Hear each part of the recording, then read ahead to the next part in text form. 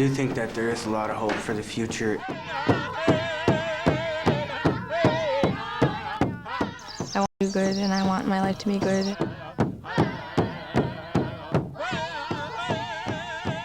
I just try to get a good education, just go to school. It feels good not to follow a bad example.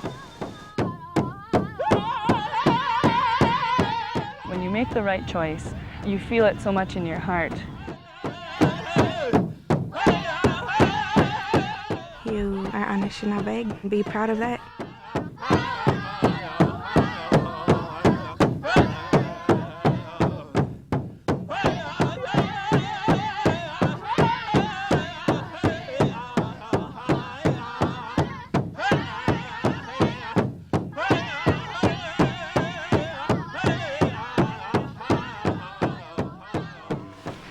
I come from a long line of alcoholics straight down my family, right from the, my dad was an alcoholic, my grandfather was alcoholic, but my grandfather before him was a very important man who, he was a peacemaker and a storyteller.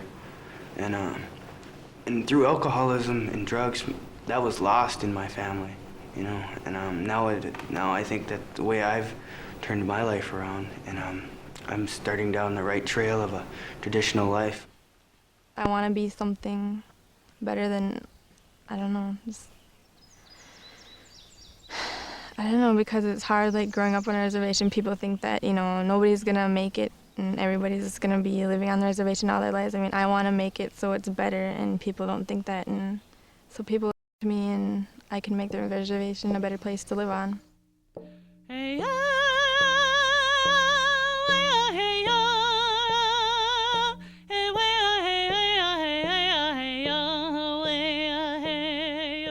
Through prevention, intervention programs, I have been taught enough and given enough knowledge to keep moving on and bettering myself and the community.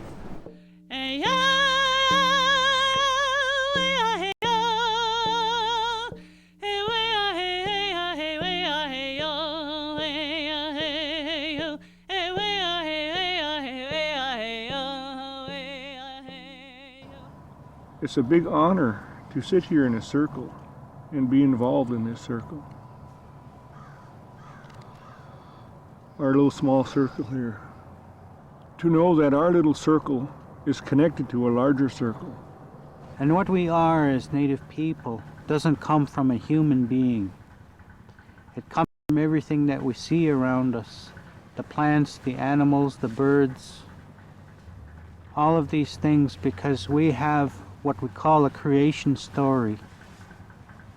And in that creation story, there were things that were told to every living thing about how it was going to live in this world.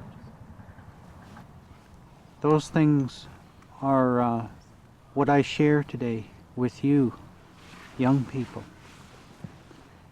that you will know that you are not alone. I believe that we do have to refer back to our elders. Those that were a lot of the lost culture is.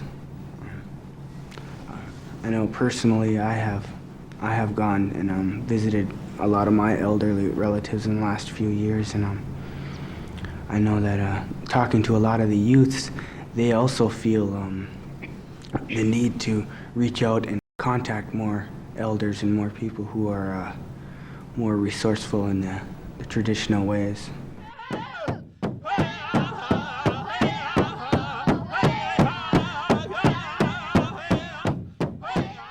To me, the reason it's important is so we don't lose the cultural part of singing. And when I was a kid, I used to sing like these little boys did. And then there was a time in my teens that I forgot that I didn't sing for a while. Then when I got out of high school, I started singing again. My dad got me back in a circle. About 10 years ago, I started up in Red Lake teaching drum and dance, and I've been doing it ever since. And there's a lot that try it and just give it up for a while, but you know, once they learn it, they all come back. We got kids that come to our drum and dance club every week and do activities with us, and if they got problems, they talk to us. But we got some pretty good kids here that are alcohol and drug free because of drum and dance. Hey ho, hey yo,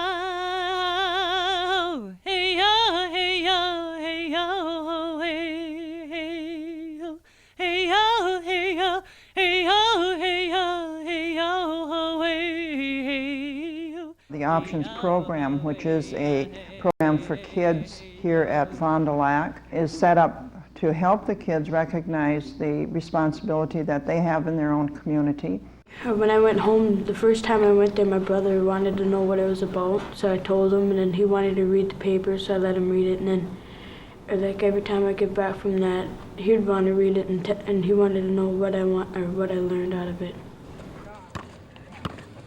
Before, like, I'd hang around with people, I'd go downtown, and I felt like I'm getting away from the Indian community. But when I'm in Options for Kids, it like helps me hang around with the kids, other Indian kids, and like just have fun.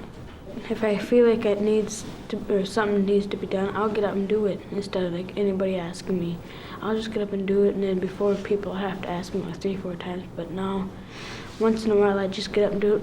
Just I feel like it has to be done.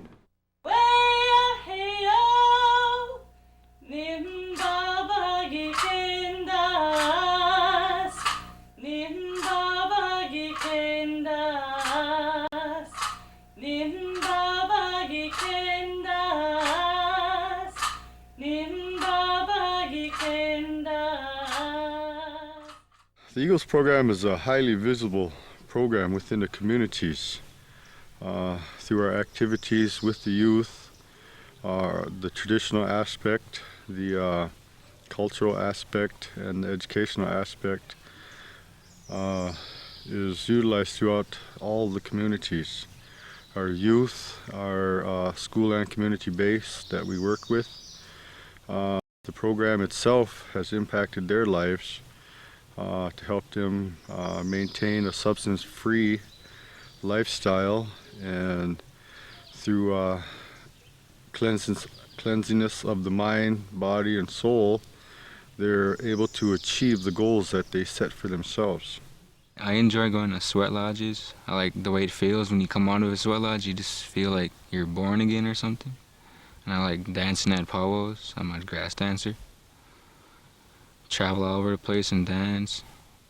I'm making offers to my little brother, you know, so they can dance. They like to watch me dance. We're in the Eagles, like, you know, 'cause I'm drug-free and alcohol-free. And I don't do any of that stuff, and, you know, they're looking up to me. So whether I choose I want to or I don't want to be a role model, I am. Not many kids really know what drugs or alcohol can really do to you. They just think, you know, you go out and have fun. But they should learn how it can mess you up, and you really do get addicted to it. I have too much to prove to myself that I'm not going to be like that, and I've grown up with things like that. I've seen everything that it does, and it's just not me. And I don't know, I want my dad to be proud of me, and I look up to him for everything, and I wouldn't want to disappoint him. And I don't know, I wouldn't want to let my family down for anything. I just try to keep my younger brothers, like, keep them out of trouble, tell them to go to school, because they love sports, and I just encourage them to play it. Just do it, I tell them. Just don't let anybody tell you can't do it.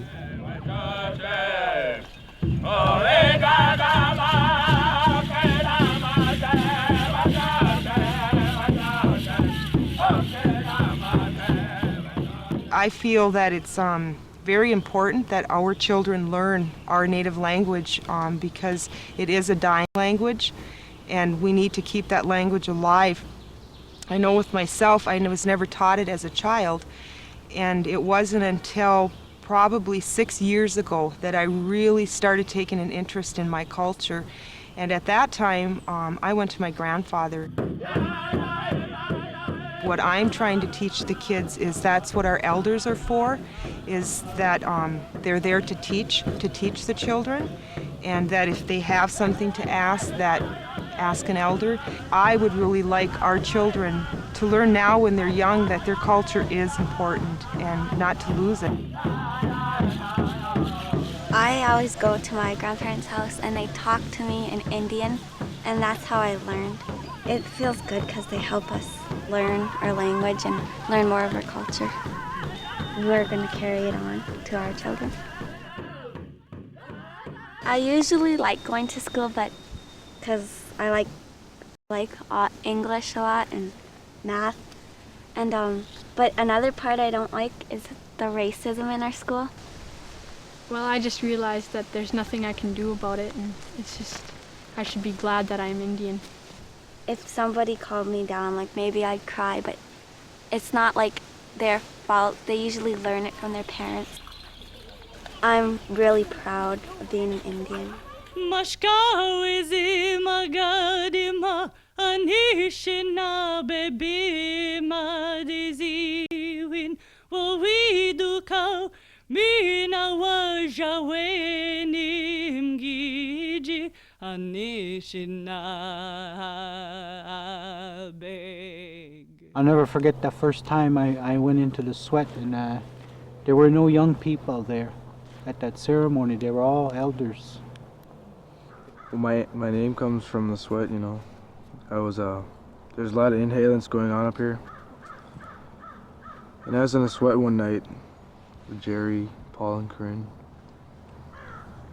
And I felt something, you know. And I felt like I wasn't in there, and I was walking. I looked back at the sweat, and it was still there. Looked to my left, and there was inhalants over there. As I was walking, I looked at myself, and I was a bear. That's where my name comes from. Mako Bimasay. Black bear walking. Oh, English. My first time I went on a sweat, well, it was kind of hot, and it was scary for the first time then. But now when I go to the sweat, it's still hot and it's not so scary. It ain't even scary no more. I was by myself one day,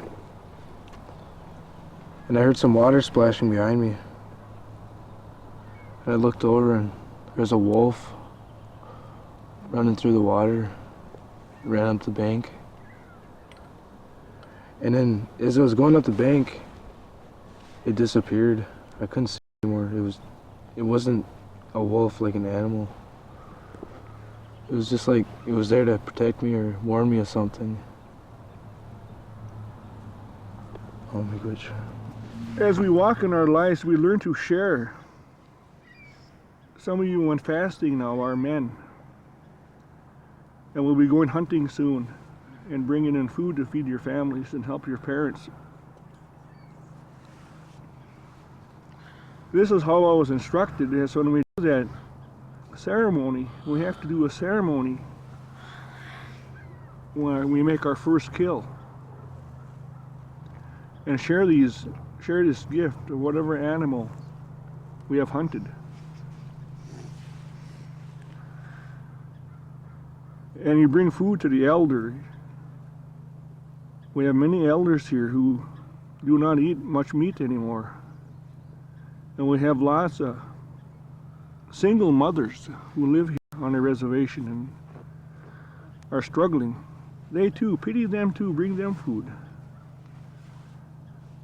I still hunt, but soon I'll be old and gray. I'll have gray hair. I'll no longer be able to hunt and provide for myself very well. But my sharing my gifts with you, maybe then you will pity me when I'm an old man and want to eat fish or want to have a moose meat or eat deer or even partridge.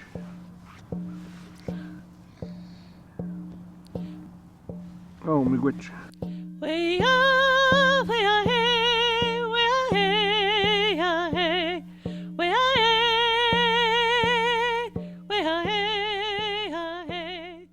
Well, I want to graduate from high school, go on to college, and then when I'm through with college, maybe go on to law school and get a degree in law.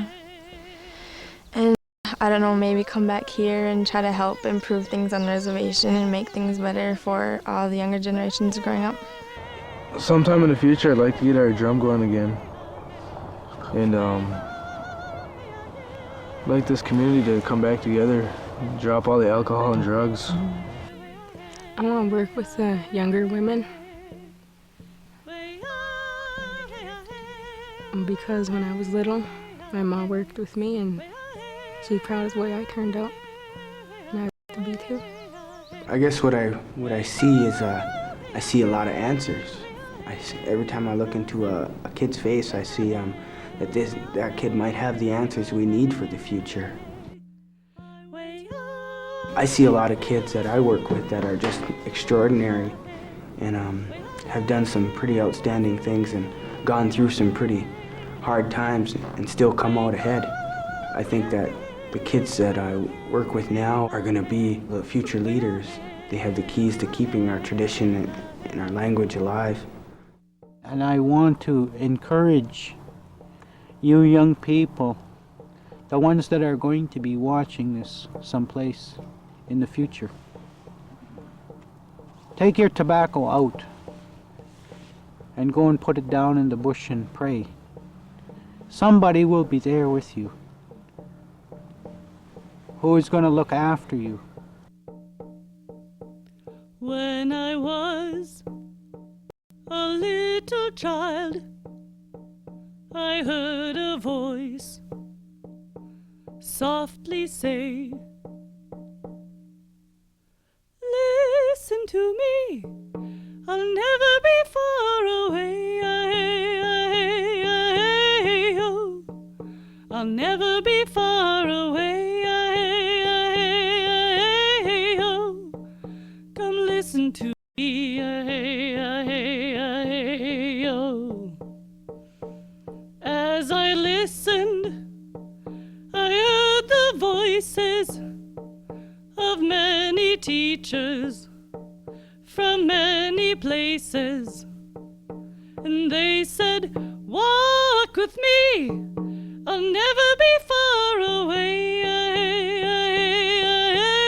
Oh, never be far away.